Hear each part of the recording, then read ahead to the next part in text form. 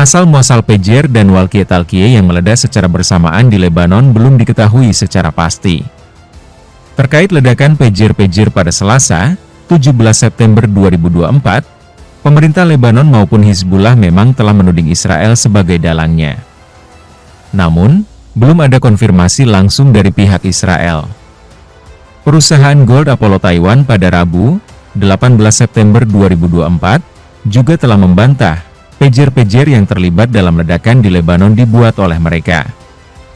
Mereka mengeklaim, model pager itu dibuat oleh mitranya di Hongaria. Kemitraan jangka panjang dengan BAC Consulting Kft. Yang berpusat di Budapest untuk menggunakan merek dagangnya dan model yang disebutkan dalam laporan media diproduksi dan dijual oleh BAC, kata Gold Apollo, dikutip dari kantor berita AFP. Tapi nyatanya, selang beberapa saat, CEO BAC Consulting, Christiana Barsoni Archidiacono, membantah keterangan dari Gold Apollo. Ia mengatakan kepada NBC News bahwa perusahaannya bekerja sama dengan Gold Apollo tetapi tidak membuat pager. Hasil penyelidikan awal oleh otoritas Lebanon juga belum mengungkap siapa pelaku peledakan pager-pager yang menewaskan hingga 9 orang dan melukai hampir 3.000 orang tersebut. Penyelidikan awal baru mendapati ratusan pager yang meledak telah dipasangi bobby trapet, yakni perangkap yang dikombinasikan dengan bahan peledak. Menurut seorang pejabat pengadilan Lebanon, dinas-dinas keamanan sedang berupaya menemukan penyebab ledakan-ledakan itu. Pada Rabu, 18 September 2024, Lebanon giliran diguncang oleh ledakan walkie-talkie secara bersamaan. Insiden tersebut dilaporkan oleh Kementerian Kesehatan Lebanon telah menewaskan 20 orang dan melukai sekitar 450 orang lainnya. Asal-muasal ledakan walkie-talkie juga masih menjadi misteri. Sempat muncul laporan alat komunikasi itu diproduksi oleh perusahaan asal Jepang, yakni ICOM. Namun, ICOM, pada Kamis, 19 September 2024, mengeklaim telah berhenti memproduksi model walkie-talkie yang dilaporkan terlibat dalam ledakan di Lebanon sekitar 10 tahun yang lalu. ICV-82 adalah radio genggam yang diproduksi dan diekspor, termasuk ke Timur Tengah, dari tahun 2004 hingga Oktober 2014.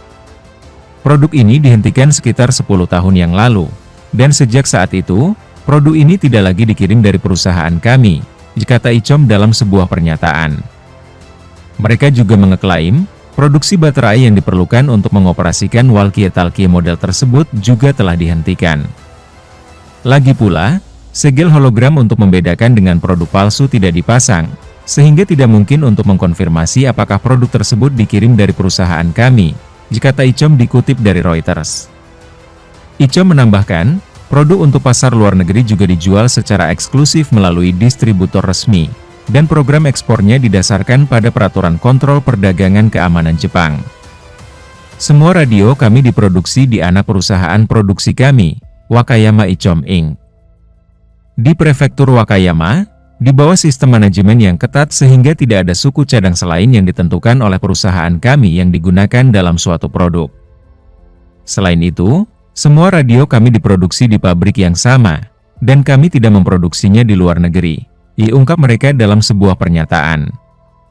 Sebuah sumber yang dekat dengan Hizbullah sebelumnya melaporkan, walkie-talkie yang digunakan oleh para anggotanya meledak di benteng pertahanan di Beirut, dan media pemerintah melaporkan ledakan serupa di Lebanon Selatan dan Timur.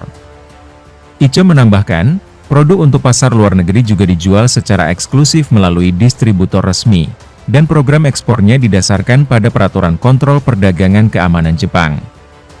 Semua radio kami diproduksi di anak perusahaan produksi kami, Wakayama ICOM Inc. Di Prefektur Wakayama, di bawah sistem manajemen yang ketat sehingga tidak ada suku cadang selain yang ditentukan oleh perusahaan kami yang digunakan dalam suatu produk.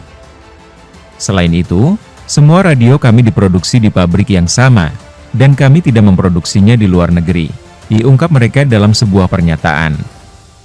Sebuah sumber yang dekat dengan Hizbullah sebelumnya melaporkan, walkie-talkie yang digunakan oleh para anggotanya meledak di benteng pertahanan di Beirut, dan media pemerintah melaporkan ledakan serupa di Lebanon Selatan dan Timur.